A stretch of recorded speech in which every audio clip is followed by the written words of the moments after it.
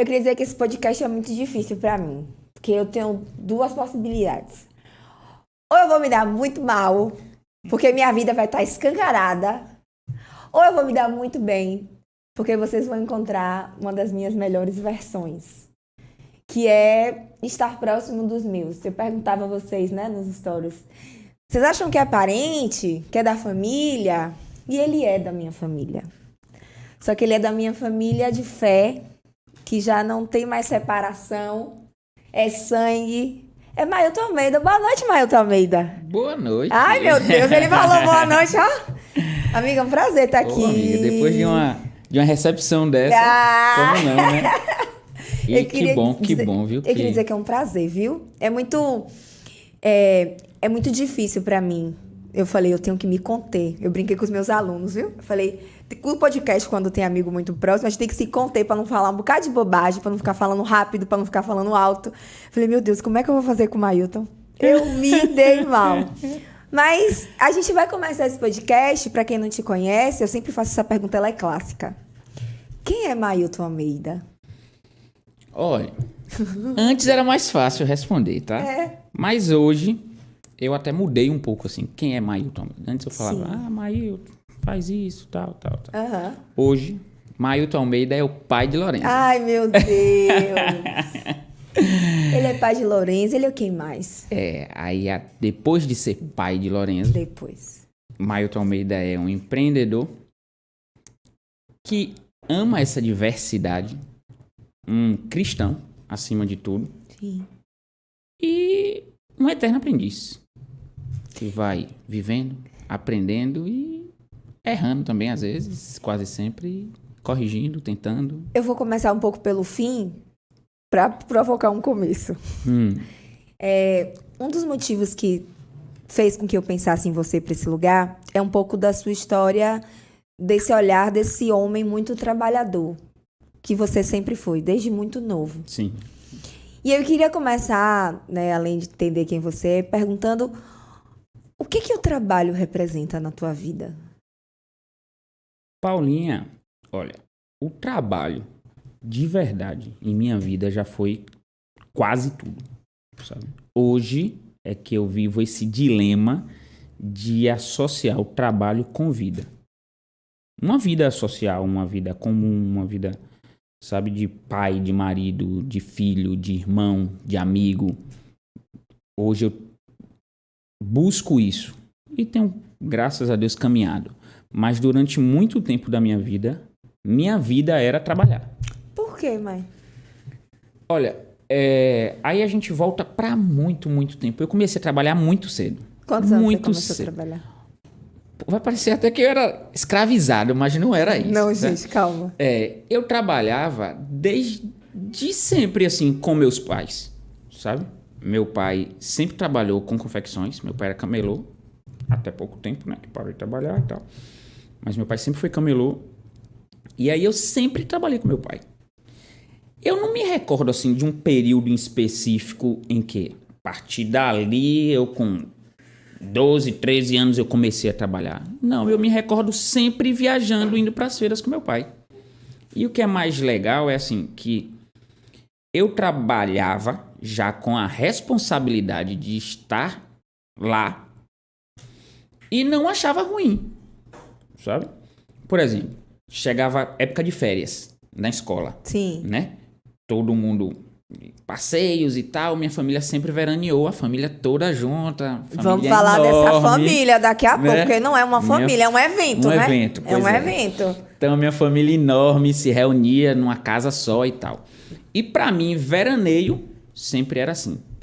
Eu ia pras feiras com meu pai em dezembro. Sim. E janeiro eu veraneava. Então, eu tinha 2 meses de férias, né? Que a escola era mais ou menos 2 meses. Mas dezembro eu não ia pra praia, por exemplo. Sempre pra ficar do início do aluguel da casa até o final. Não ia. Nos primeiros momentos eu ia pras feiras com meu pai. E aí ia nos finais de semana encontrar minha mãe, minhas irmãs e tal. Mas eu estava com meu pai sempre. Aí quando virava o ano, aí eu falava, meu pai, agora é hora das férias. Ou meu pai falava, pronto, agora o movimento diminuiu, tal, é a hora de você aproveitar um pouquinho. Aí eu ia ficava nas férias. Então, curtindo as férias, curtindo a praia, a casa, a família e tal. Mas isso acontecia todo veraneio. A mesma coisa em junho. Sim. Eu só ia pra roça de meus tios e minha avó em junho, depois do São João. Então, pra mim, São João de festa era curtir à noite, né? Porque não tinha aquelas... Eu não ia para aquelas fogueiras antes, porque eu viajava com o painho e tal. Chegava cansado, então não ia. E era São Pedro, que minha avó sempre fazia, né? Nas roças, na chácara, na roça do meu tio, minha avó... Sempre fogueira todos os dias, a gente ia pra roça, passava vários dias lá, as mães mandavam, né? Essa galera toda pra lá e coitada das tias que ficava responsável da avó. Enfim. Então sempre foi assim. Então trabalho pra mim, eu não tenho um marco de quando começou. Foi muito automático e talvez pela proximidade com meu pai, por querer estar perto sempre dele, isso foi... sabe, entrando nesse rol, e eu não consigo ter um ponto, eu comecei, né? Eu sei que eu era criança e ia porque eu adorava viajar, adorava fazer tudo que a gente fazia. Mas conta para as pessoas, né? Porque eu já sei, aí eu fico fazendo umas perguntas que eu já sei a resposta, mas é para contextualizar. Que feira é essa? O que seu pai vendia? Contextualiza. Como fácil, eram, né? Essas viagens? Então, ó, meu pai sempre vendeu roupa em feiras livres. Sim. Né? Cada dia uma barraca de camelô. É porque aqui em Feira de Santana, apesar de se originalizar como feira, né, não tem um histórico de feira livre para roupas. Normalmente a cidade em que tem um comércio forte de loja não tem um comércio forte de feira. Mas se você for para qualquer interiorzinho aqui próximo, Berimbau, Santa Amaro, Santo Antônio, que o comércio é forte, que as lojas ainda não. Estou falando ainda não porque antes pandemia, né? Porque pandemia mudou. Deu uma mudança nesse cenário. Então, a cultura das pessoas era no dia da feira da cidade ir para a rua comprar roupa nas barracas que vendia roupa, entendeu? Mas era tipo assim, era qualquer dia da semana? Não, tinha um dia específico, por exemplo, nessa época que eu trabalhava com meu pai, que eu viajava com meu pai. Segunda, Santo Amaro, quarta, Santo Antônio de Jesus, sexta, Lagoinhas, sábado, Catu. Era sempre assim? Era sempre assim, sempre esses dias e nesses locais. Ponto. Né? Aí a gente ia de madrugada, saía 3 horas, acordava 3 horas, saía 3h30, ia pra cidade, chegava lá, montava a banca, botava a lona, tal, e ali ia trabalhar.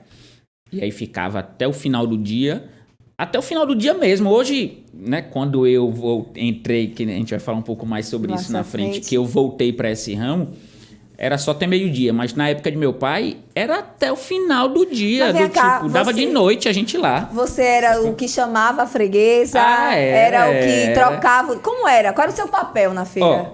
Meu papel, tipo assim, não tinha vários funcionários para delegar a função, entendeu? Então eu só, nessa época ainda, no iniciozinho, eu só não dirigia, Sim. Né? Mas eu que arrumava a banca, eu que fazia mostruário, hoje é vitrine, entendeu? Mas era eu que montava o mostruário, era eu que gritava, que era pra fazer... Como é que você gritava, Mailton? Grita! Como é que você gritava? E sabe o que é pior? É que eu morria de vergonha. Como assim? Sério, pô. Quando, por exemplo, o pessoal da escola, que me conhecia, meus amigos de escola, sabia que eu sempre fui tímido, sim, né? Depois fiquei mais extrovertido, mas sempre fui mais tímido. E ele, poxa, você grita na feira? E eu ficava, véi, como é que eu grito na feira? E eu sou tímido. Quando eu percebi, e meu pai falava isso, que esse otário aí, meu pai falava assim, esse otário aí muda até a voz pra gritar. Quando eu me dei conta, eu criava um personagem meu pra estar lá, entendeu? Tipo, a voz era diferente. Te fazia bem ser esse personagem? Eu gostava. Me divertia, sabe? E até hoje, eu vou ser bem sincero, não gosto mais da estrutura feira. Sim. Né? E não tô dizendo que não volto. Pretendo não voltar. Tá. Não gosto mais de estrutura feira. Acordar cedo, viajar, trabalhar, toda a parte de esforço físico. De verdade, hoje eu busco não mais. Agora, estar lá É massa. muito bom pra mim, sabe? Pessoas que vêm, A freguesa que compra sempre na sua mão. pô, que traz um lanche. Guarda aí que eu vou aqui e Vou volto aqui e já. volto. Quando chega, que nunca mais eu te vi. Por que tu não veio semana passada? Sabe, do tipo, vira sua amiga, traz um lanche, sabe do que você gosta. É muito legal. E aí você fica muito imaginando legal. que são faz novas amizades. várias cidades. Você em vários lugares, você faz vários fregueses, Velho, vários amigos. Deixa eu te falar, eu tinha mãe em cada cidade. Tiadinha não vai gostar disso. Tiadinha, presta atenção. Aquela senhorinha que amava, tipo, porque quando meu pai trabalhava, vendia muito roupa de senhora, né? Então, nosso público era esse. Aí, aquele povo que levava lanche. Aí tu sabe? odiava. Oh, meu Deus. Odiava. Meu Deus. É muito Ailton. legal. Assim, você passa muito perrengue. Claro. Tem pessoas que, com a ignorância, né? Da falta de conhecimento, da falta de saber que aquele também é um ser humano, sabe? Aí desfaz, menospreza. Porque é muito importante, assim, a gente deixar muito bem demarcado que a gente não tá romantizando um lugar de um escravo. Não. De um lugar que é informal. É informal. Muito. É sacrificante. É a vulnerabilidade de um profissional autônomo que vai pra feira, que investe, mas que não sabe como vai não é voltar. garantido, entendeu? Que muitas vezes investe tudo que tem na mercadoria. Que se naquele dia não tiver feira, vai ter que voltar pra casa sem a grana. Com prejuízo. E com o prejuízo. Tá. Então, assim, quando a gente dá esse lugar, a gente está trabalhando com o imaginário de uma criança ou de uma adolescente que, para aquela condição, né? Paula, trabalho infantil. Não, a gente está falando sobre isso. Nesse caminho. A gente está contando uma história. Até porque a gente sabe o quanto pode ter sido complicado para você, né? Cansou, sim. Mas é a história dele. A gente não pode romantizar esse lugar.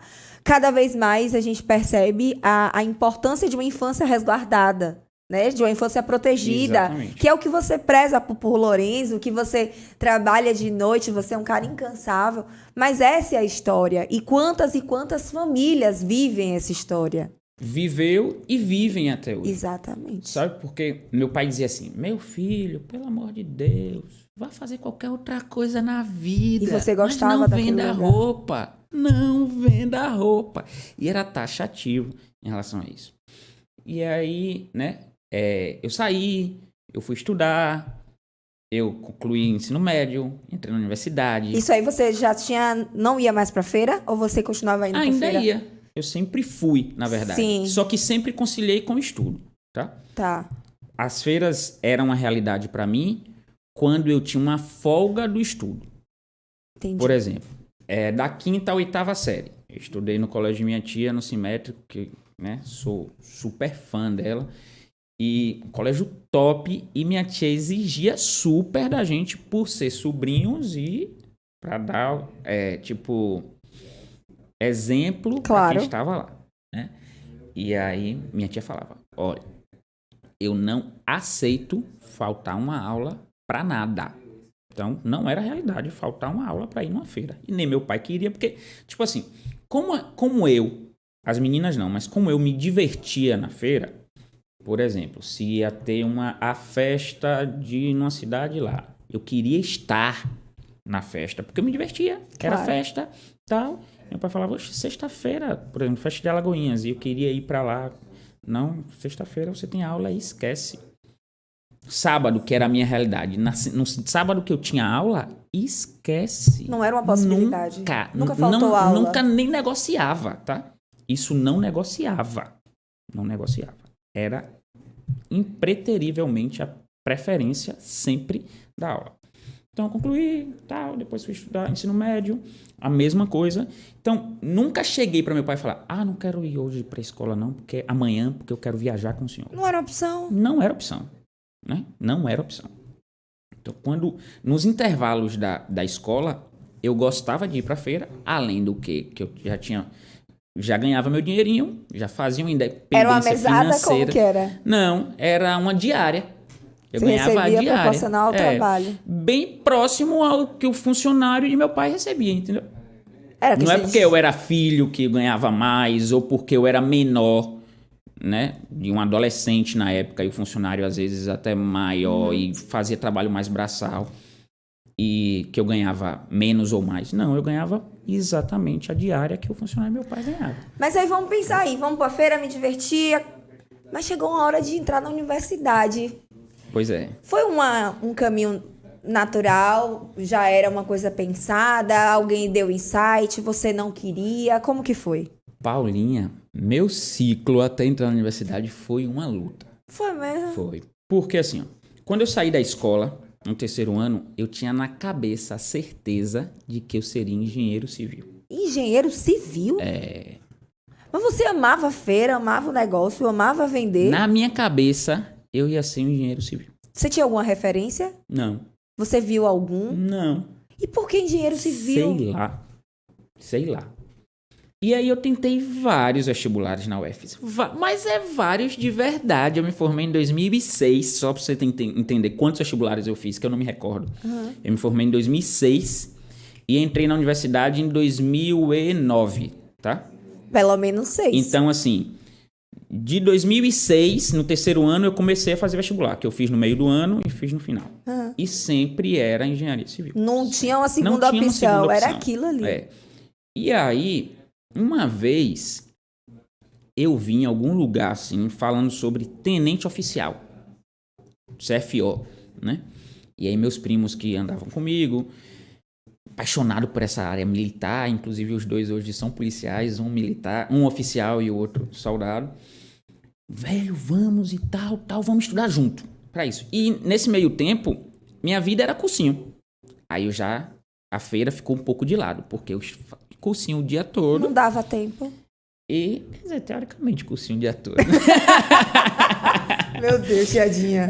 Olha as revelações. E aí, cursinho não fazia, até a hora que meu pai falou, velho, não aguento mais pagar esse negócio de cursinho é muito cursinho. Véi, só taca. Quem nunca teve essa história de cursinho? Aí falou, quer saber, agora você vai de noite, você vai trabalhar. Sim. Aí eu voltei pra feira, fazer as feiras com ele, e voltei, aí comecei a fazer cursinho à noite, que até então eu só fazia diurno. E aí, velho, ficou ainda mais difícil. E a influência de Leonardo para fazer oficial da CFO. Escrevi no primeiro, aí estudei, foi quando começou com direito na área de CFO. Comecei a estudar direito, tal. Só que assim, eu nunca fui um amante do estudo. Tá? Não? Não. Estudava, nunca fiz uma recuperação, nunca perdi de ano, porque era uma obrigação. Mas eu nunca fui um amante do estudo. Nenhuma matéria, nada? Nada. Gostava de ir pra escola, mas eu odiava estudar. Pô. Eu nunca parei em casa pra estudar. Como é que você passava de ano? Pois é, prestar atenção na aula. Você era muito mais auditivo. E escrevia. Eu ouvia a professora falar, via o quadro e passava para meus cadernos. Pronto. Ali era o suficiente para eu aprender e ser mediano nas provas. Também não era esse aluno top que Tia Isa queria que eu fosse, né? Não longe de ser. Mas enfim.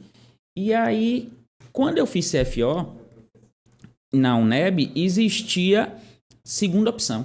O que é CFO? Eu tô aqui tentando lembrar. Não sei a sigla o que diz, mas não. Mas é a academia para tenente da polícia. Ah, tá. Tenente militar. Pô, vai me... Quem tiver assistindo, tomara que Leonardo fala não me xingue, viu? Porque Leonardo é o primo, é o né? que é o tenente hoje. Foi. Mas CFO é a sigla para tenente, que a academia é formada pela UNEB, tá? Você faz um vestibular.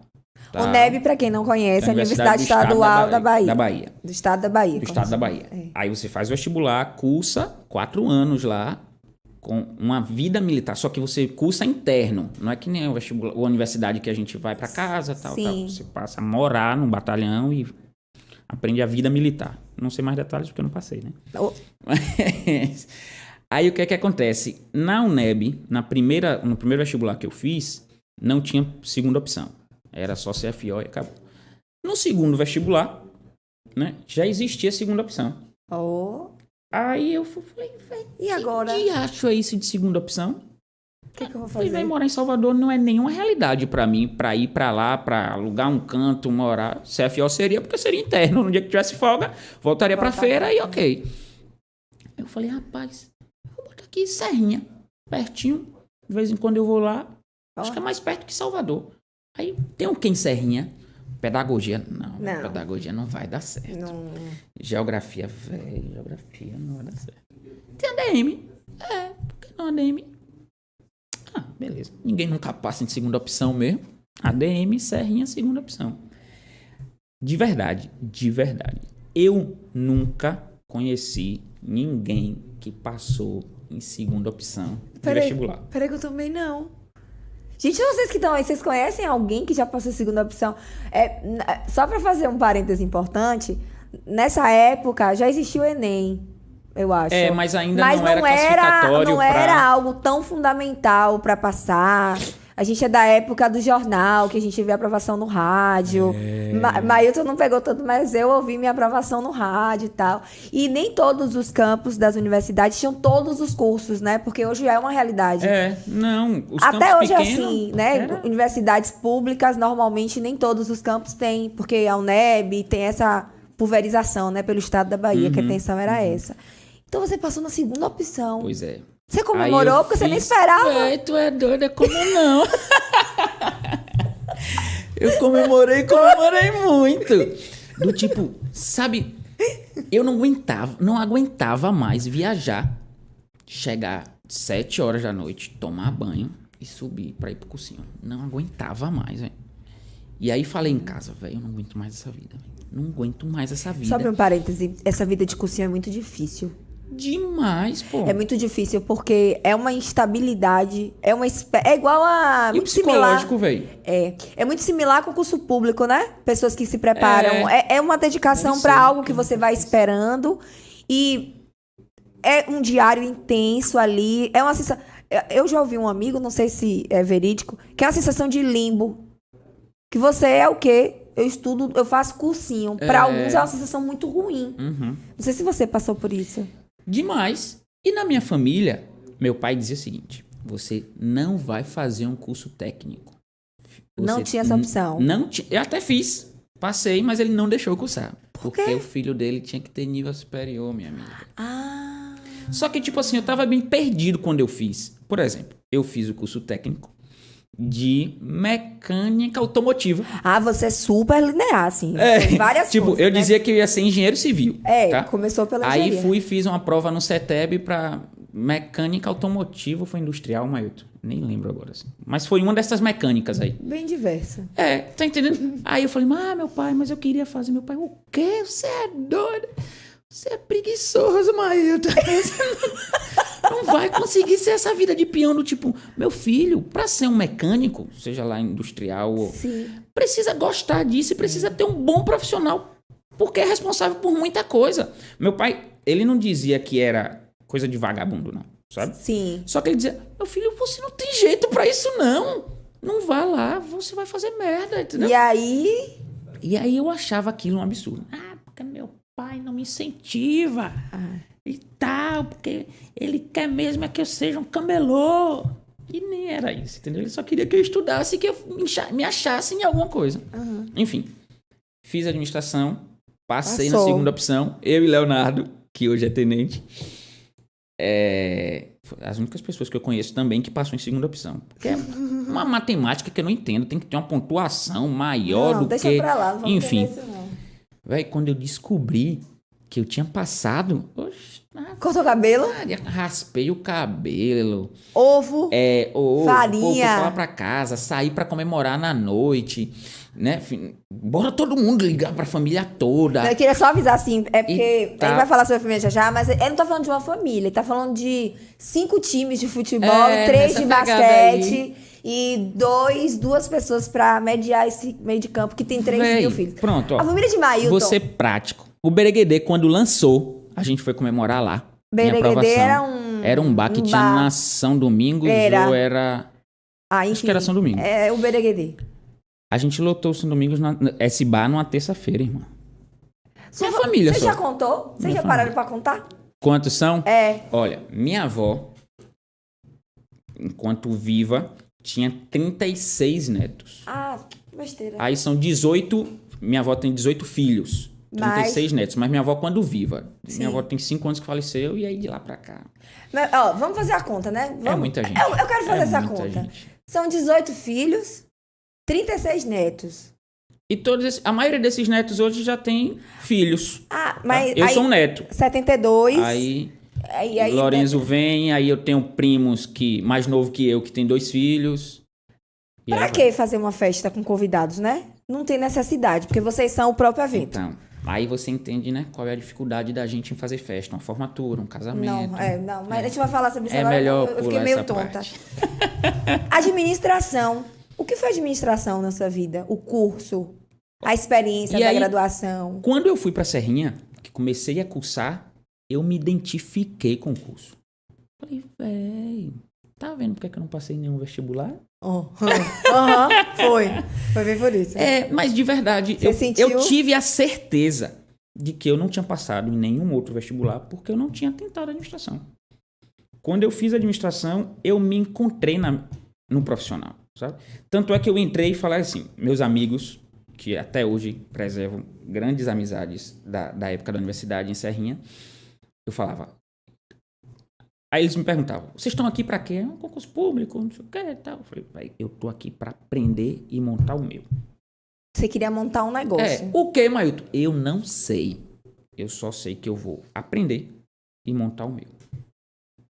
Poxa, esse menino é doido. O que esse menino faz que quer montar? Eu falei, não sei. Eu só sei que eu quero montar o meu. Por que esse sentimento de querer o seu? Não sei. Não tinha Não tinha. Na verdade, eu não tinha noção por que disso. Só que eu fui me encontrando com o curso, me identificando super com as coisas, principalmente quando levava matemática financeira, quando levava para gestão, coisas desse tipo. Aí tinha algumas matérias, né, que a gente Você se tornou um bom aluno? Sim. Até, né? Dentro do viável. Porque eu sempre fui muito seletivo em tudo em minha vida. Tudo, eu sempre fui muito seletivo. Do tipo... A aula hoje é cooperativismo e associativismo. Poxa, eu vou lá, não. Não tinha o seu perfil, não era a sua identificação. Assisti a aula, na hora que eu vi que ficava aquela ladainha, descia, eu bati um dominozinho, tal.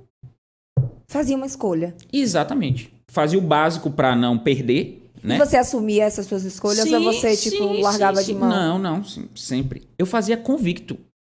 E também assim, tinha minhas amizades, meus amigos, e falava, velho, é importante pra tu? Então fica aí, negão, que eu vou sair. Oxe, tu é pra onde? Sei lá, velho, vou tomar um ar aí fora. Você não levava as pessoas na sua escolha. Entendeu? Não levava ninguém. Era viciado no dominó. Ai. De lá da sala, a gente ouvia a zoada das pedras de dominó na mesa. Mas, tipo, quando eu queria assistir aula, podia bater 50 mil pedras lá embaixo. Que, pra mim, até inclusive, gostava muito de dominó. E teve um dia que eu me chateei. Falei, velho, se é pra perder a amizade e jogar dominó, eu prefiro não jogar dominó. E aí, no meio do curso, parei de jogar dominó. Parei. Do tipo, meus amigos continuavam jogando, eu olhava, sentava próximo, mas eu não sentava pra jogar. Você sempre foi muito decidido em tudo? Ou foi uma coisa que você aprendeu Não, com o tempo? nunca fui, assim, tão incisivo em tudo. Mas é porque, assim, eu sempre tive dificuldade em saber o que eu queria, onde eu queria ir, ou como eu queria ir, mas eu sempre tive a certeza de o que eu não queria, sabe? Eu sempre tive o caminho do que era importante para mim. Não sabia do que era melhor, mas eu sabia o que era importante. Por exemplo, para mim, a amizade sempre foi uma coisa muito importante. Então, qualquer coisa que colocaria minha amizade em xeque, eu preferiria, seja lá com quem fosse. E se eu considerasse... Às vezes a recíproca nem era verdadeira desse amigo que... Às vezes acontece, né? Você tem um amigo que essa pessoa não é tão amigo seu como... Mas você tem essa fidelidade, essa amizade. Então, quando eu vi que começou a trapacear e tal, eu falei, velho, eu não quero conhecer essa parte dessa pessoa. E não quero me chatear com essa pessoa. Então... decidi o que eu não queria perder, o que eu não queria fazer. Então essa parte eu sempre fui decidido. Mas nem sempre o que eu quero fazer, é sempre um caminho de o que eu não quero perder. Entendeu? Naquele período da administração, o que você não queria ser? O que colocava, tinha alguma coisa ali que você, abominava? Não me xingue, tá? Por favor. Não, se for polêmica, eu não quero nem saber. Por favor. Não é polêmica e a gente não vai entrar muito mais nisso, porque acaba gerando. mas o que eu não queria ser era servidor público. Vou te falar nada, não. Porque assim, Por quê? quando eu entrei na administração, eu conheci eu percebi que a administração tinha várias áreas. Uhum. Eu falei, véi, agora? O que é que eu vou escolher? Se eu quero construir o meu. Mas até lá eu preciso trilhar um caminho. E eu não sabia qual caminho que ia trilhar. Eu caí na administração de paraquedas, entendeu? E aí eu falei, já sei. Tem a parte de estágio, né? Eu vou pegar esse de estágio e vou estagiar em várias áreas. Conhecer. Sem me apegar a nada. Sabe aquele negócio de eu vou estar solteiro, sem criar um compromisso. Sim. E na hora que falar deu, cai fora. Pronto, vai ser assim. E isso eu desenvolvi muito rápido, apesar de que eu precisava estagiar para ganhar grana, porque precisava da grana dentro de casa, tá? Inclusive para me manter no estudo. Estudava em outra cidade, precisava pagar transporte e tal, e a gente não tinha condição para isso. Então, eu precisava da grana do estágio para poder ajudar dentro de casa, pagar meu transporte e ok. E aí comecei. Meu primeiro estágio foi na área comercial. E aí aprendi um pouquinho e tal. E aí eu sempre buscava. Quando eu falava, velho, eu aprendi tudo aqui, eu só tô batendo carimbo, assinando e mais nada, pô. Quer dizer, nem assinava, né? Que estagiário não assina. Só preenchendo o fichário, fazendo coisas desse tipo. Falei, velho, já tá na hora. Aí o que é que eu fazia? Eu ia procurar um estágio de bolsa maior, né? Porque eu precisava um estágio com uma bolsa maior e em uma outra área que eu ainda não vivi. E aí foi assim, eu estagiei na área comercial. Aí depois eu fui para RH dentro da prefeitura. Foi aí que eu percebi que a área... Desconfortável. Que foi muito desconfortável, apesar de ter sido uma escola. E tipo assim, foi desconfortável para mim porque eu já queria sair antes de aprender. Mas não, tem que segurar, porque não sei se vai dar tempo de eu voltar em RH. Tá? Você precisava viver toda aquela experiência na sua completude, até para você tomar a decisão. Ó, aqui eu não quero, aqui eu quero. Exatamente, eu precisava conhecer o RH Que estratégia de inteligente. uma certa forma para saber se lá na frente eu queria abraçar uma proposta ou não. Mas não era arriscado, não, porque, por exemplo, o tempo que você durava em 10 uma meses. experiência, você ia perder o tempo para outras, talvez. Eu nunca passei 10 meses no estágio. Quanto? 10 meses. Sempre foi 10 meses? 10 meses. Mas era um 10 fechado por você ou aconteceu? Não, acontecia. Quer dizer, minto. Pode falar o nome de empresa? Pode. No IEL eu fiquei mais tempo, né? Que eu passei por 3 áreas dentro do IEL, estagiando no IEL. Conta para as pessoas o que é o IEL. Instituto Evaldo Lodge, que intermedia exatamente estágio. Só que dentro do IEL são várias vertentes, projetos, estágio, tal. É uma instituição muito legal. E muito importante. Muito importante, intermedia estágio. Então, valoriza o estágio, porque é isso que eles vendem. A ideia de que estágio não tá para ser um empregado barato, um funcionário barato, mas tá para ser um aprendiz e um futuro profissional. E, velho, ali, na minha vida de estágio, foi o meu último estágio. Eu finalizei a vida de estágio ainda dentro do IEL e passei por 3 setores, salvo engano. O povo do IEL vai me matar, mas eu não lembro se foi 2 ou se foi 3 setores que eu passei. Mas muito legal em uma escola. Você tinha contato com os estagiários diretamente? Como que é? Lá eu trabalhei com gestão de projetos, que era uma vertente do Instituto Evaldo Lodge, que era fazendo qualificação de empresa. Eu trabalhei no projeto PIEX, também não vou lembrar a sigla. Não tem problema. Mas era pegando pequenas empresas, indústrias, capacitando gerencialmente para preparar para exportação. Então, velho, para mim isso era fantástico. Aonde que na faculdade a gente ia ter uma... Não ia ter esse aprendizado de pegar uma empresa e o IEL acreditava que a fábrica começada no quintal de casa tinha potencial para exportar. E de verdade tinha, como aconteceu, tá? Que algumas empresas que participaram de projetos junto com a gente... Será que esse projeto ainda existe? Eu acho que não mais, viu? Mas eu não sabia que isso existia. É pouco divulgado. A verdade é essa, pouco divulgado. Aí, posterior a isso, o projeto acabou. O projeto acabou, então não existe mais. Naquele momento, em 2010, Aquele 2000 11 mais ou menos. Aí a galera... Eu sempre fui de fazer muito know-how, sabe? Network, então gostava de fazer amizade, Menino gosto tímido. até hoje. Tipo, Que na fazia época um da universidade, né? personagem, como Na é época do colégio. Já o não era mais um tímido. Já não era personagem? mais. Era já você não era mais, mesmo. já era eu. E já não era mais tão tímido, tá? Já a universidade me deixou mais extrovertido, me destravou em muita coisa. E no trabalho eu sempre fui muito comunicativo. Muito. Do tipo, eu passava por vários setores fácil. Fácil. Nossa, não, tá bom na hora. Fazia amizade com de outro setor e tal. E porque eu tava ali para aprender nos estágios. E aí no IEL, terminou o projeto, eu fui pro financeiro do IEL, da parte de estágio. Então, assim, eu já tinha vivido RH na Casa do Trabalhador pela prefeitura. A parte de intermediação de estágio do IEL Tava na mão. não me interessava, amiga. Vigia ao contrário. Não me interessava. Você já tinha passado? Eu já tinha passado. Tá? Eu já tinha passado, então, intermediar, fazer entrevista. Aí eu falava, minha chefe era Ângela, na época, inclusive. Ângela, um beijo, muito obrigado por tudo, sou muito grato a você. Eu falava, Ângela, não deixe ninguém me pedir para fazer parte de um processo seletivo, porque eu já não aguentava mais fazer processo seletivo, analisar currículo. Eu vivi tudo isso dentro da Casa do Trabalhador. E descobri que não era essa a área que eu queria. Tá. E eu tinha muitas outras coisas para aprender. Então, Ângela, me prende aqui nesse financeiro. Não deixa eu sair daqui de jeito nenhum. E eu não tinha vivido ainda a experiência do financeiro. Uhum. Então, até o momento, eu tinha vivido comercial, RH, gestão de projetos, e aí tava indo pro financeiro. Falei, velho, é essa a carga que eu preciso. E eu sempre gostei da parte financeira, e aí não tinha vivido. Eu falei, Ângela, me segura aqui, não deixa eu sair daqui. Trava.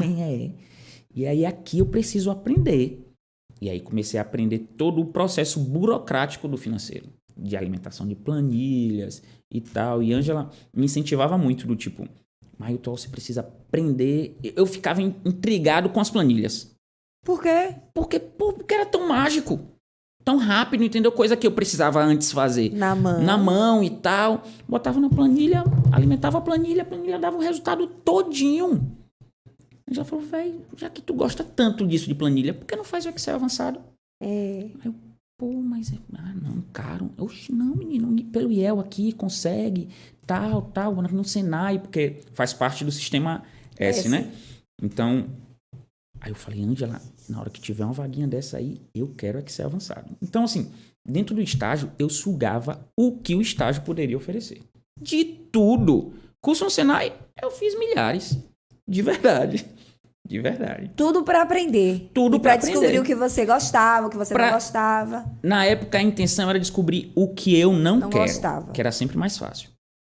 E aí, quando minha formatura já estava bem próximo, eu ainda no IEL, eu falei, velho, eu não posso ficar desempregado. Porque, apesar de aprender, eu precisava da grana. Então, velho, eu não posso. Comecei a falar com ele. Eu falei, negão, eu preciso...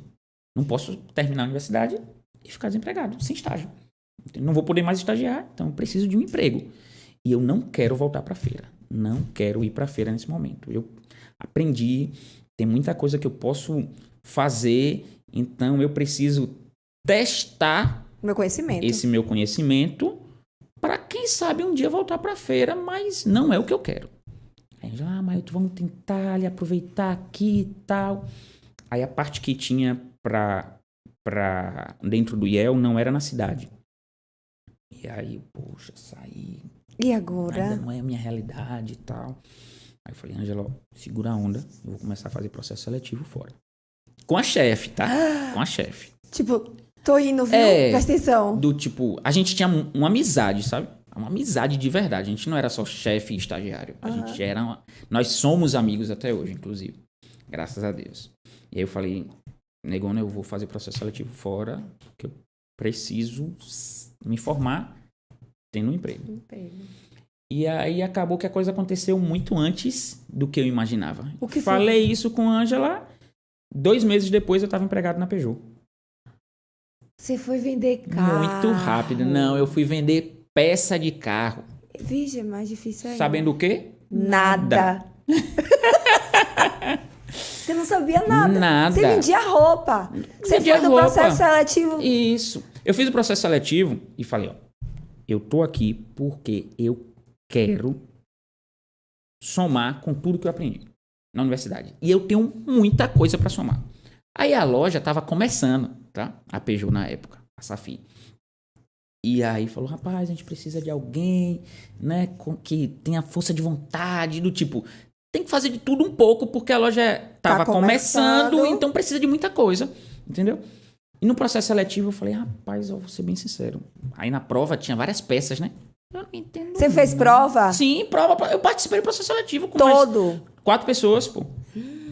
E aí, peça de carro. Que peça é essa? Eu falei, agora. E deu ruim. Falei, ô Deus, tu sabe o quanto eu preciso do salário e o quanto é importante pra mim entrar aqui agora. E agora? Eu errei todas as peças de carro. Mas entrei na Peugeot. Como foi essa experiência na Pois Peugeot? é, aí quando eu entrei na Peugeot, eu falei, ó, eu não conheço nada de peça de carro. Mas, velho, eu consigo dar um grau nesse estoque aí, deixar um estoque ok. O cara falou, o quê? É isso que eu preciso. Eu falei, tu é doido, eu faço um controle. Qual é o estoque daqui? Na cara dura, assim, no bate-papo, porque eu já sabia qual era a vaga, né? A vaga era para gerente de peças. Só que o nome da vaga era gerente de peças, só que não tinha mais ninguém. Tipo, gerente de quem? Peças. Quem é o setor de peças? O gerente de peças. E mais quem? Ninguém. Entendeu?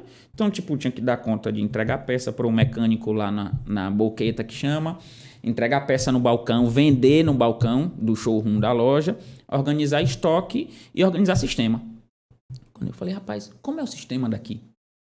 Não, porque a gente está começando, pouco tempo de loja. Eu falei, eu deixo o esquema daqui, o sistema daqui, o estoque daqui, num brinco só com planilha. Rapaz. É o mago das planilhas. Você não vai. Eu falei, vou. Não vai. Tu não sabia nem quais eram as peças, não sabia nada. Eu não sabia nada quando eu entrei no estoque. Um poeirão, um negócio. Falei, eu acho que eu não vou mesmo, não. Brincando. Naquele gás, eu falei, oxe, é isso daqui que eu quero. E foi muito massa, assim, porque aí... Você aprendeu as peças? Demais, Demorou? demais. Demorou e me apaixonei por carros. Né? Assim, eu já gostava muito de carro, mas não conhecia, eu sabia dirigir, tal. Básico. Armengava as coisas do meu pai, porque meu pai tinha carro velho, então armengava, sabe? Mas não era uma coisa que eu gostava. Primeiro que eu tinha vergonha de estar mexendo nas coisas no carro do meu pai. Claro. E depois não me atraía, sabe? Mas aí eu comecei a descobrir que eu era apaixonado por carros. E sou apaixonado por carros. Comecei a me identificar super. E, tipo, a galera muito massa. Mecânico que me ensinava. Então, eu não precisava saber de peça. Que muitas vezes não tinha nem o ensino superior, mas que era mestre em tudo que fazia. O cara era, né? o doutor da mecânica. O cara conhecia a Peugeot. Se ele olhasse O cheiro. escutasse o barulho do carro chegando na concessionária, ele falava, ó, Mailton, ali vem um 307 pra fazer orçamento aí pra tu. O cara conhecedor. Pelo barulho. Pelo barulho, pelo ronco, sabe? Pô, esse RCZ tá falando bonito, viu? O cara fala. Sabe? E aí eu fui me enxergando naquilo. Chegava um cara no showroom, um cliente, e falava assim, rapaz, eu vim comprar aqui um mancal de um 307. Eu,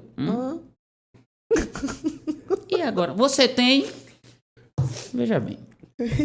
Meu querido, o que é um mancal? Falava na cara dura, eu nunca tive vergonha de perguntar nada, sabe? Aí eu falei, rapaz, não sei o que é mancal, não. Aí o cara dava risada, né?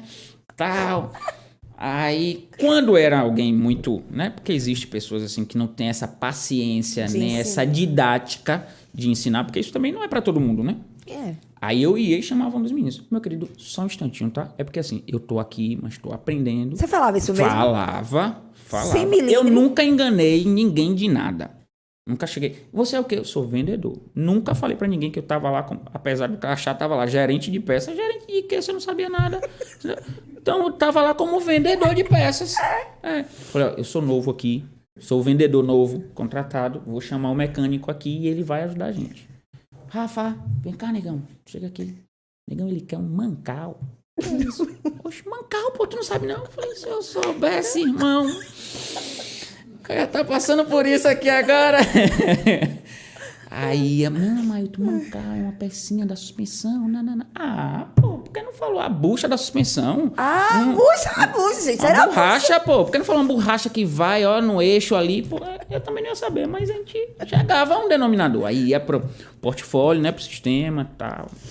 Ver referência de peça, dar apressar e tal, passar preço, coisas desse tipo. E aí, as coisas foram acontecendo, a loja foi crescendo também, né? Sua equipe cresceu?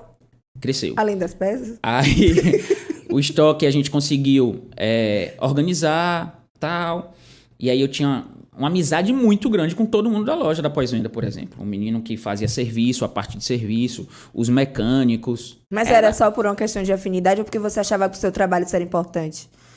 Ou foi só Paulinha, fluido? foi sendo, foi acontecendo. Isso fez diferença no seu trabalho? Demais. Por quê? Demais, porque isso me ensinou que eu não conseguia. Porque, tipo, quando eu cheguei na entrevista, eu falei, velho, eu vou deixar o estoque top.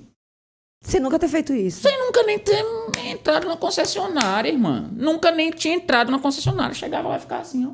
Rapaz, isso aqui é bonito, né? Eu nunca tinha entrado, pô. Não sabia. Entendeu?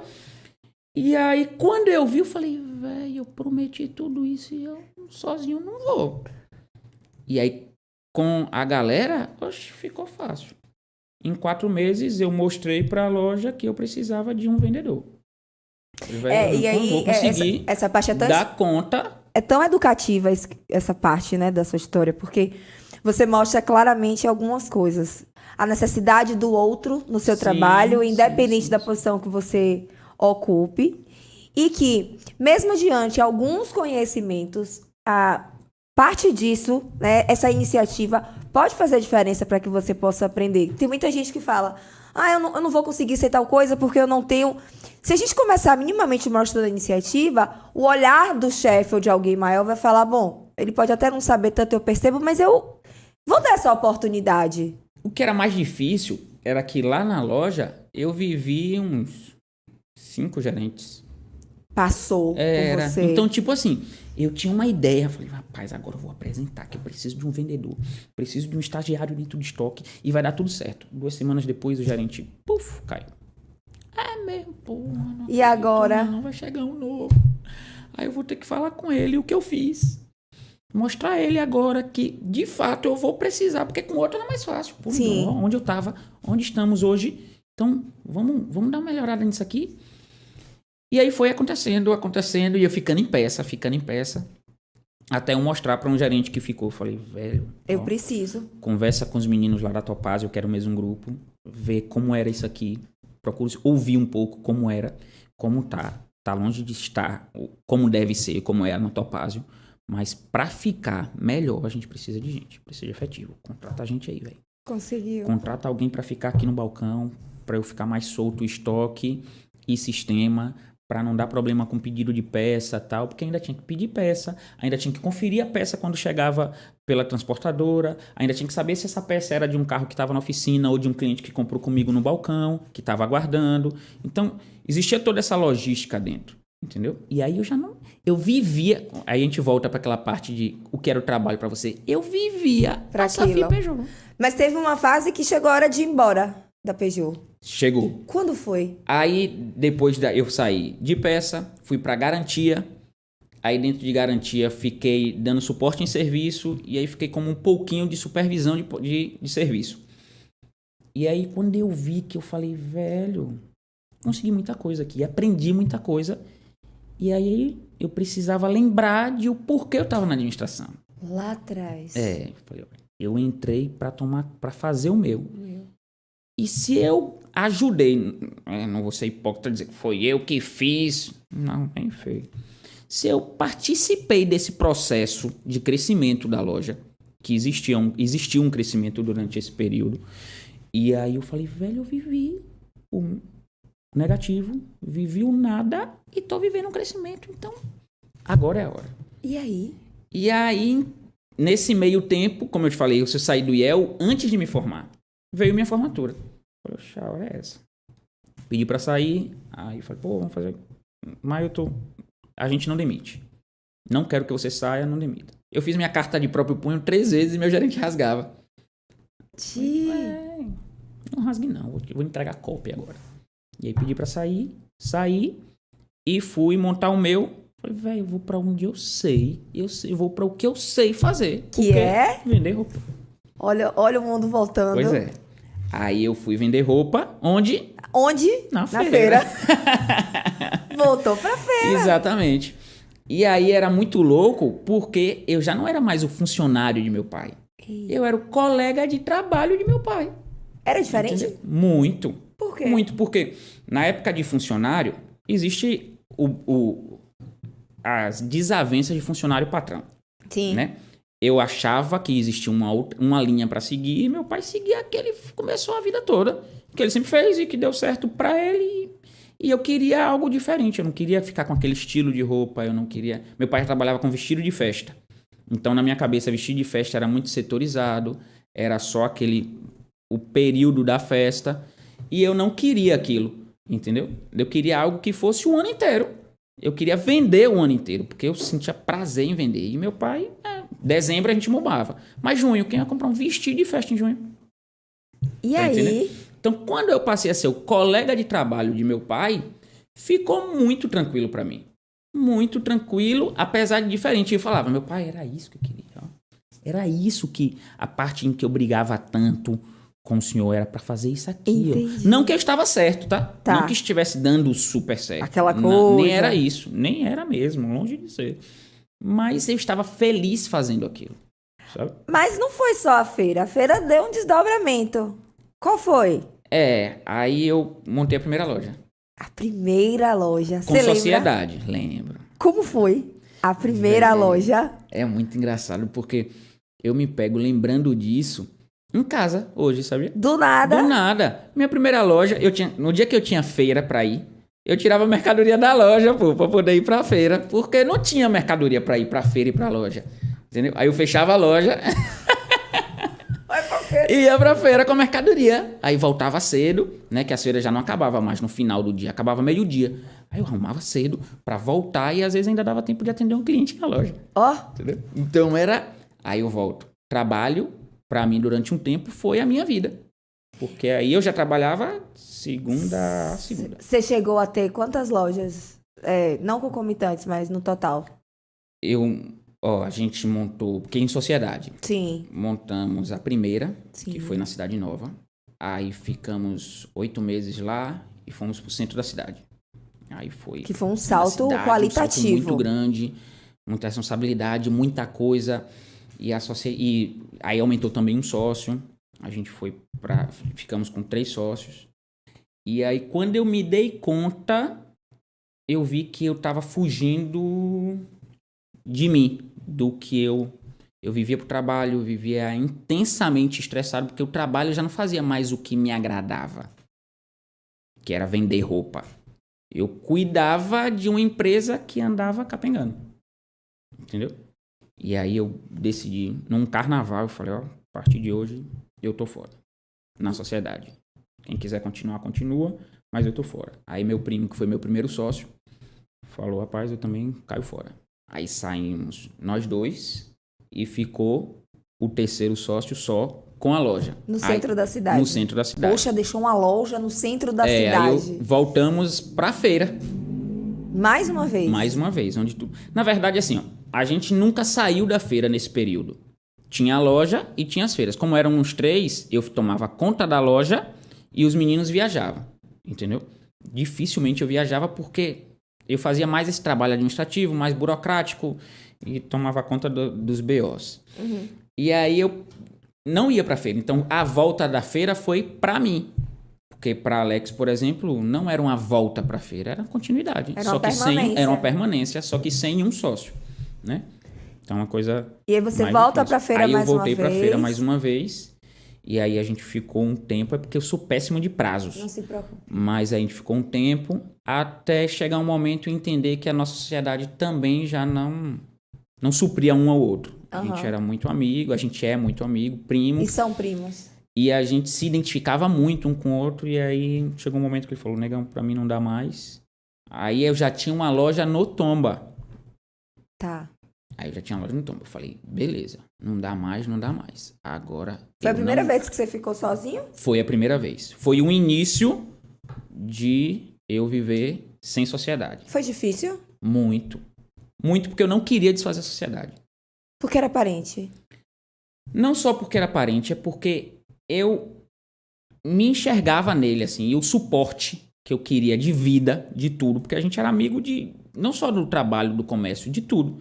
Eu não queria viver aquela fase só. Eu queria viver sempre com ele, porque a gente sonhou muita coisa junto e eu queria realizar esses sonhos juntos, entendeu? Então eu não queria de verdade desfazer a sociedade. Mas ele enxergou que era melhor. Salvo engano, na época a esposa dele estava grávida e tal. Foram caminhos diferentes, de alguma forma, que... Isso. A gente, apesar da gente ter uma cabeça muito parecida, a gente sempre viveu caminhos diferentes. Entendeu? E aí isso às vezes dava uma dificuldade. Aí isso fez ele enxergar que não era esse o caminho que ele queria seguir, porque eu sempre fui meio chatinho assim para o que eu achava que era certo, sabe? E aí eu buscava provar. Enquanto eu não provava, aí não era chato. Mas se eu conseguisse provar que aquilo que eu estava falando era talvez um caminho mais seguro ou menos perigoso, aí eu era meio chato em relação a essas coisas. Mas enfim, aí não deu certo. A gente já tinha a loja do Tomba. Falei, beleza, a gente desfaz a sociedade, agora eu não quero a feira. Eu vou ficar com a loja. Nosso faturamento se dava por esses dois viés. A feira, que sempre aconteceu, e a lojinha. Qual era a principal fonte da época? A feira ou a loja? A feira sempre faturou mais. Apesar de a loja dar um lucro maior. Né? Mas a feira você pegava num volume muito maior de dinheiro, por exemplo, era em espécie. Entendeu? Então dava um volume A transição muito. financeira a transição toda era bem interessante. Sim. E Vai. tipo assim, eu preciso comprar uma mercadoria, apareceu uma oportunidade, o momento é esse. Feira. Chegava ali, desovava a mercadoria que a gente chamava, pegava no dinheiro, então dava velocidade ao que a gente gosta, ao que eu gostava de fazer e gosto de fazer, que é a compra e venda. E aí essa loja gera outra loja. Como Sim. foi isso? Aí saí da sociedade com o Alex, fiquei na loja. Alex foi trilhar o caminho dele com a feira, depois saiu, enfim. Eu fiquei com a loja, que é a Moça Bonita. E depois eu percebi que eu comprava muito e a loja não dava vazão. Voltei pra feira. Aí fiquei loja e feira. Mas sempre um dia só de feira. Uma única feira que era Santo Antônio de Jesus nas quartas-feiras. Depois veio a pandemia. Com a pandemia, acabou feira. E tipo assim, feira, eu já tinha uma realidade que falava, olha, antes de eu querer sair da feira, a feira vai acabar. Porque é vicioso vender em espécie. E aí eu falava, não, velho, ano que vem eu vou sair da feira. Aí, não, mas precisa pegar nesse volume para poder fazer esse volume acontecer. Quando a pandemia veio, falou, velho, acabou a feira e acabou, irmão. Não podia, não tinha o que fazer. Foi um baque muito grande para você a pandemia? Muito, financeiramente Surreal. Surreal. Você se reinventou? Sim. E aí foi quando eu falava, meu Jesus, tu sabe que o faturamento de uma loja só da loja não é o suficiente nem para pagar o meu salário, por exemplo. Não era, entendeu? Principalmente no momento pandêmico. A loja nem conseguia se sustentar. Eu consegui sustentar a loja durante um momento, durante um período. Depois? Né, que era uma reservazinha que eu achava que era minha, mas na verdade era da loja. Esse momento também foi muito difícil, porque foi o momento em que Iana engravidou. A reta final da gravidez, né? Então a gente se trancou dentro de casa, pandemia estourou, loja fechada, e eu só tinha aquela loja para ser a minha fonte de renda.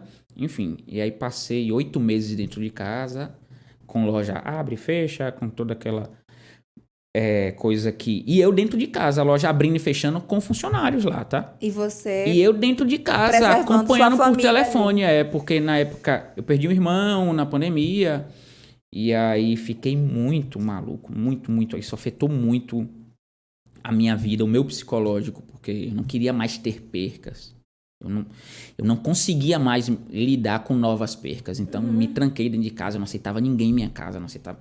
Minha família veio conhecer meu filho com 4 meses. Você veio conhecer meu filho com Deus. alguns meses, né? Então, tipo, essa pra mim foi a fase muito difícil. Paralelo a isso, eu tava vivendo uma fase que financeiramente era inviável. Era insustentável, na verdade.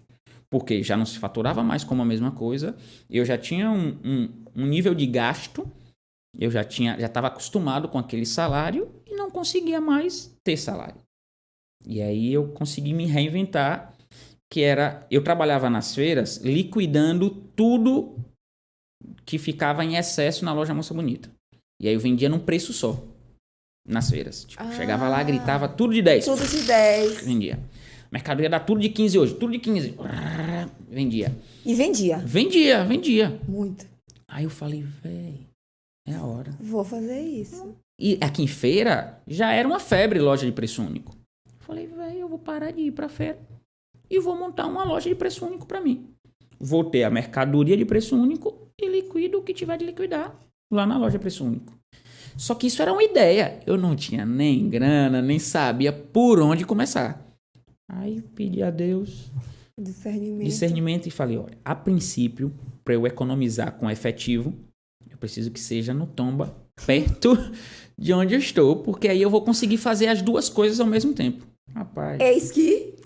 Sabe, Deusão. Deus sendo Deus. Top. Chegou e me deu uma loja em frente. É um negócio surreal. Em frente do tipo assim, do passeio de uma, eu olho tudo que tem dentro da outra. Tá? Só atravessar Então a rua. é só atravessar a rua de verdade. E aí eu fui, tudo muito rápido. A mulher falou, ó, tem esse ponto disponível, muita gente querendo. Eu falei, meu Jesus, como é que eu vou brigar com essa galera que tem grana pra segurar? Consegui. Deus cuidou de tudo, assim. E num piscar de olho, de 30 dias, eu reformei o prédio, viajei, botei mercadoria e abri a loja. A segunda loja. A gente falou... Que inclusive ontem fez um ano. Olha só. Nós estávamos falando muito, né? A gente já está caminhando para o fim. Mas você fala, tem duas palavras que são muito fortes, né? Duas presenças. Família e Deus. E aí a gente vai, parcialmente, começar a se despedir das pessoas, contando para elas o que é família para Mailton. Hoje, família é o meu tudo. Descobrindo o amor de meu filho, o amor que eu tenho por um filho. Eu entendo o amor que minha mãe teve toda a vida por mim, sabe? E isso fez eu enxergar que eu não devo mais priorizar trabalho, eu não devo, apesar de ser importante, não tô tirando a importância, tá? Só tô tirando que ela não pode mais ser a minha prioridade. Porque eu preciso cuidar de uma família. E quando eu falo família, eu vou para o extenso da coisa. Eu não falo simplesmente da minha família, eu, minha esposa e meu filho. Eu percebi a importância do amor de minha mãe para comigo, com minhas irmãs. Eu descobri a importância de amor de irmãos, que inclusive esse é um debate muito grande lá em casa, porque eu acho que esse é um pensamento pessoal, que a gente não pode privar um filho de viver o amor de irmãos. Ou seja, o casal tem que ter mais de um filho. Deixa eu já te avisar, querida. A gente já teve essa conversa em outros tempos. Iana é a esposa de Mailton, que é minha amiga. Sou madrinha desse casamento. Tá na hora, amiga. Não sei se é a hora. Tá? Não sei se a questão é a hora. Ele fugiu. Eu não tô falando que a hora é agora. Ó, amiga, entendeu? Eu tô falando é que a gente não pode privar.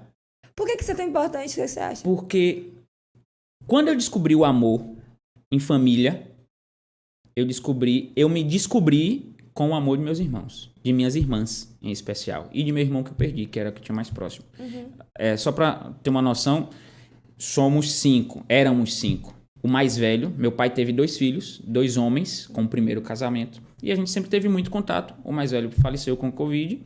Ficou o mais novo o mais novo de meu pai, pouco contato, mas sempre teve um respeito e um carinho muito grande. Mas o nosso amor mesmo era os 3 de minha mãe, Milena, eu e minha irmã Maíra, a mais nova, e Rimelson, que é o mais velho e que faleceu.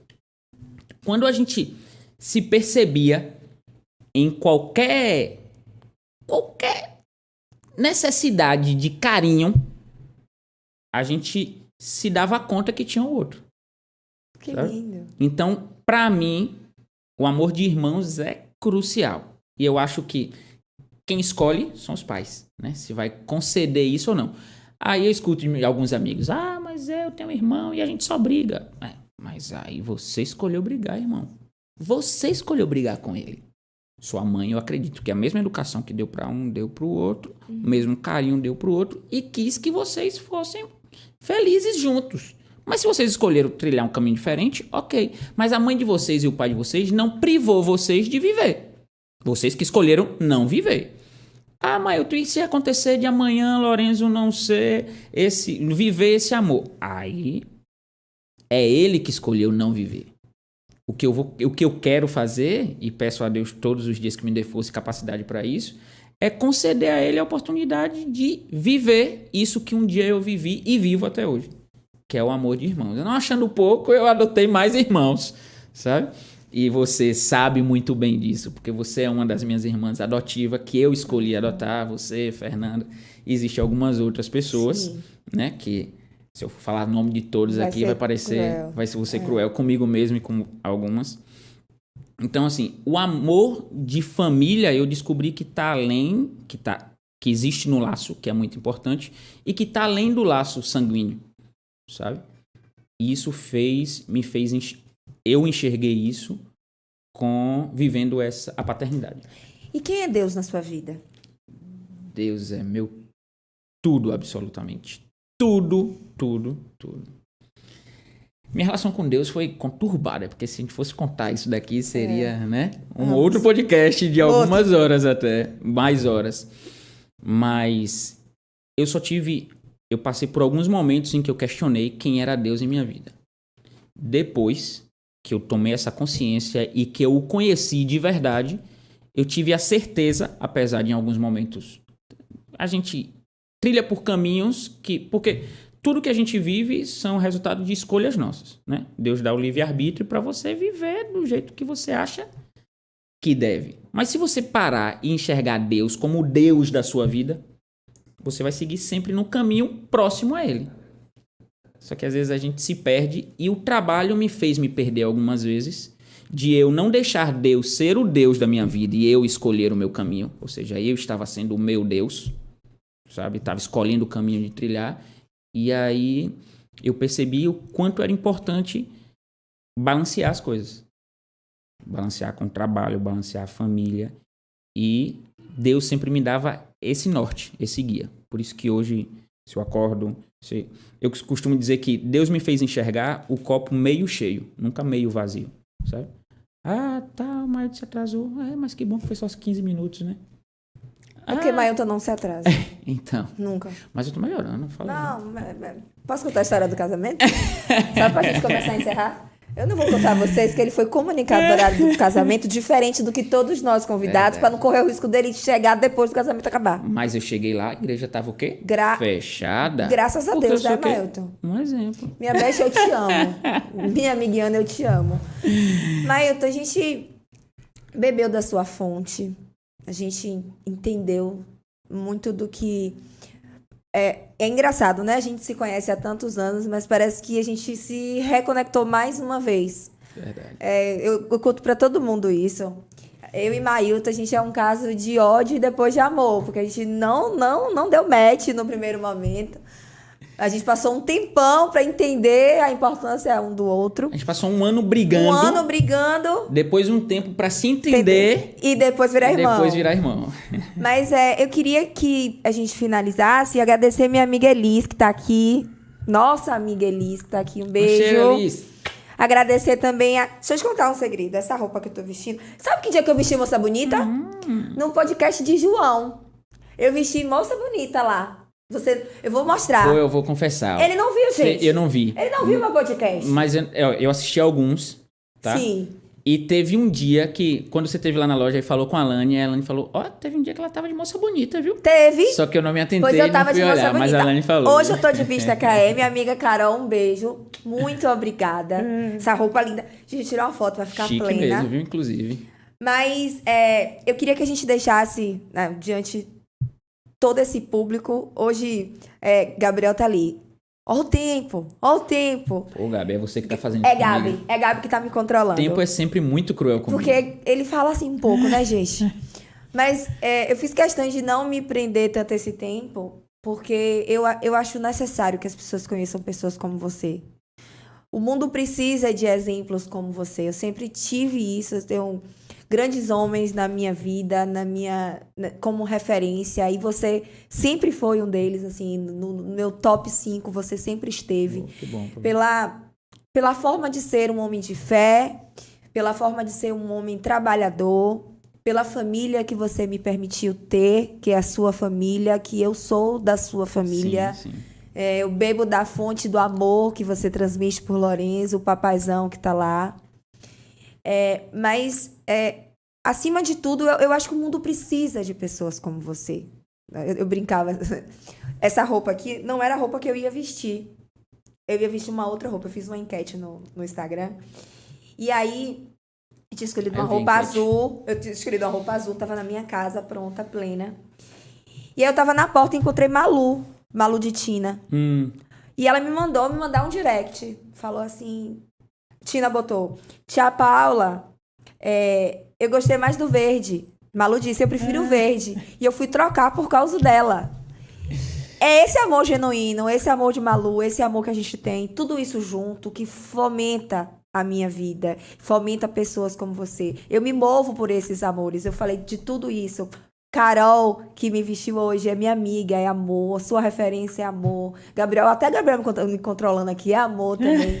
Que eu acho que esse podcast, ele traz muito amor. Em todas as instâncias, em todas as pessoas, em todos os lugares. Esse podcast, ele fala de caminhos como possibilidades. Mas antes de tudo isso, é amor e fé. É amor e fé. Eu entrego a Deus todos os dias, eu agradeço. E é por isso que você tá aqui. Eu não posso ter menos aqui. E amor e fé é o melhor caminho. Eu concordo. Né? Eu acho que, sem dúvida, esse é o melhor caminho. Eu fico até, tipo, meio que com medo quando você fala assim, você é um exemplo. Porque eu não busco ser esse exemplo. Uhum. Eu só quero viver de uma forma confortável e que eu não tenha vergonha de contar. Quando você me chamou, eu falei, Paulinha, o que é que eu vou falar lá nesse... Então, tipo, mas vamos bater um papo sobre a sua vida. Eu falei, então é tranquilo, porque eu não tenho vergonha de nada do que eu vivi, sabe? De ter ido pra feira, de ter vivido longos anos na feira. Não tenho vergonha de ter trabalhado durante muito tempo, e até agradeço a parte de alguns relacionamentos não ter dado certo, porque eu priorizava mais o trabalho do que alguns relacionamentos. Isso fez com que, né, eu chegasse até aí, Ana, casasse, tivesse meu filho. Então, que bom que eu precisei viver tudo isso para hoje viver o que eu vivo, que é essa parte do amor e fé. Eu confio muito nesse Deus, né, que permitiu que eu vivesse tudo isso para viver o que eu vivo hoje, de uma família ótima. Eu falei, Paulinha, eu vivo, velho, Massa. Eu sou muito grato a Deus, muito grato, porque um dia eu sonhei em casar com uma mulher excepcional, um dia eu sonhei em viver numa casa, um dia eu sonhei em ter filho. Eu tenho tudo isso, velho. Eu tenho tudo isso, sabe?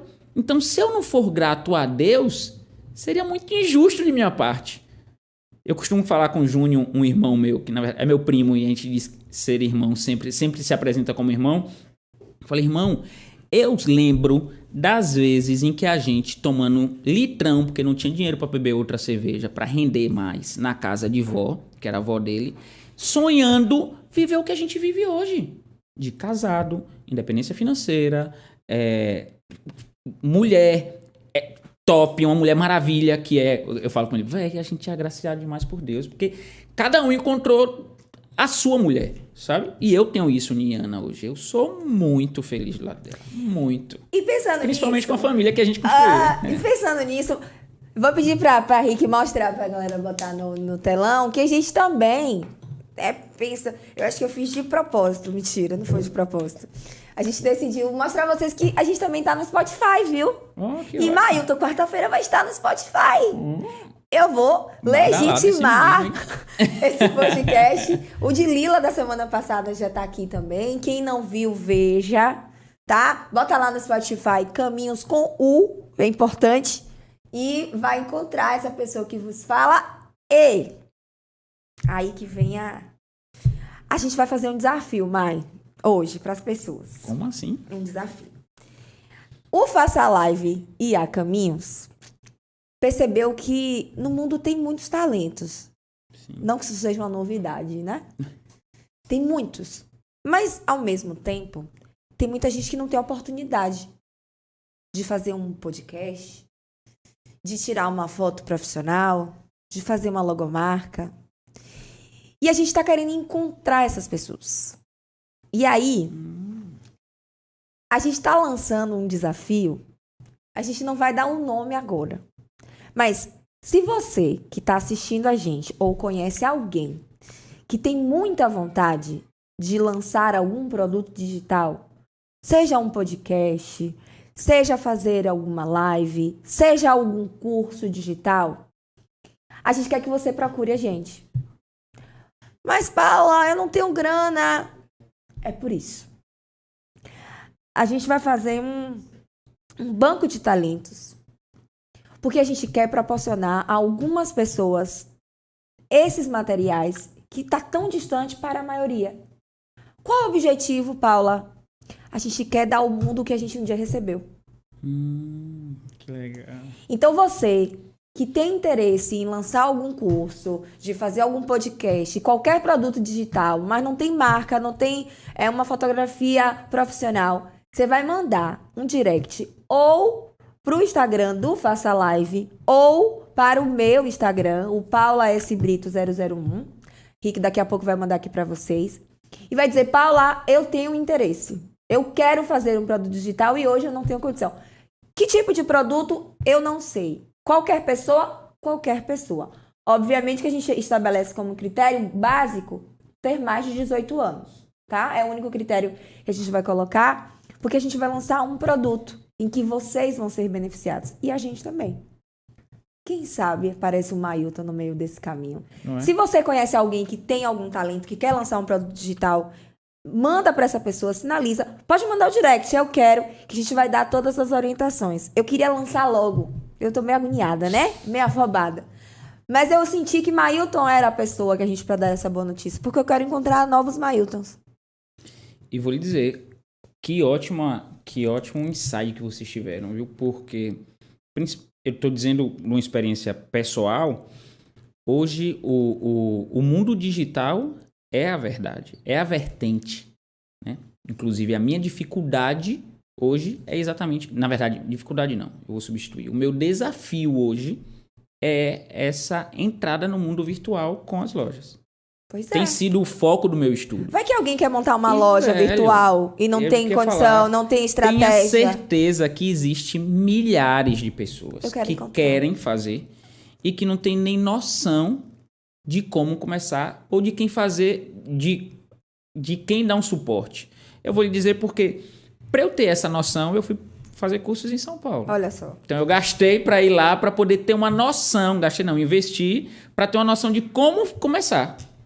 Então, muito obrigada. Você que tá aí acompanhando a gente, vai lá seguir o Faça Live, tá? Segue o nosso perfil lá no Spotify. Mas eu acho que precisa ter uma parte 2, viu? Eu acho que eu tô precisando de uma parte 2. Que Deus possa ser cada vez mais generoso com a sua vida. E que a gente possa lembrar desse dia como um marco de memórias de Mailton, que tá agora registrada na internet, que ninguém mais vai apagar. Legal. E que a gente vai mostrar para Lorenzo, quando o Lorenzo tiver 10, 20, Eu 30 tenho um arsenal anos. de coisas. Ainda bem que esse vai ficar salvo na internet, não vai perder nunca, não, né? Não vai. Porque eu tenho um arsenal de coisas que eu falo, não, isso daqui eu quero mostrar pra Pois Lorenzo. Lorenzo vai ver. E Ana, um beijo, eu te amo. Lorenzo, tia te ama. Malu, um beijo, todo mundo. Meus amigos do Resenharia, nossos amigos do Resenharia, um beijo. Valeu. E até o próximo, viu? Semana que vem tem mais. Um beijo. Tchau.